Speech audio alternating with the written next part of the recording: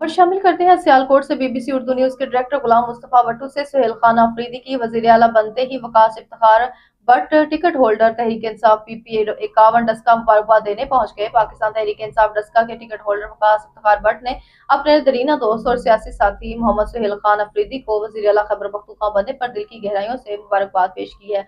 वकास इफ्तिखार भट्ट ने अपने पैगाम में मुबारकबाद में कहा कि आज से तकरीबन 15 साल कबल जब हमने तहरीक इंसाफ की तंजीमी सफर का आगाज किया तो मैं आईएसएफ पंजाब का सूबाई सदर था और सुहेल अफरीदी खैबर पख्तूनख्वा के सूबाई सदर थे। इस वक्त से ही मैंने इन्हें एक बहादुर और मुखलिस रहनुमा के तौर पर पाया जो नौजवानों में बेहद मकबूल और हमेशा अपनी जिम्मेदारियों के साथ संजीदा रहे। इन्होंने मजीद कहा कि मोहम्मद सुहेल खान अफरीदी जैसे बासलाहियत और मेहनती नौजवान ही पाकिस्तान तहरीक इंसाफ का हकीकी सरमाया है, जो पार्टी के नजरिए को आम आवाम तक पहुंचाने और इमरान खान के विजन को अमली जामा पहनाने में पेश पेश है। वकास इफ्तिखार भट्ट ने अपने कायद इमरान खान का भी खुसूसी शुक्रिया अदा किया।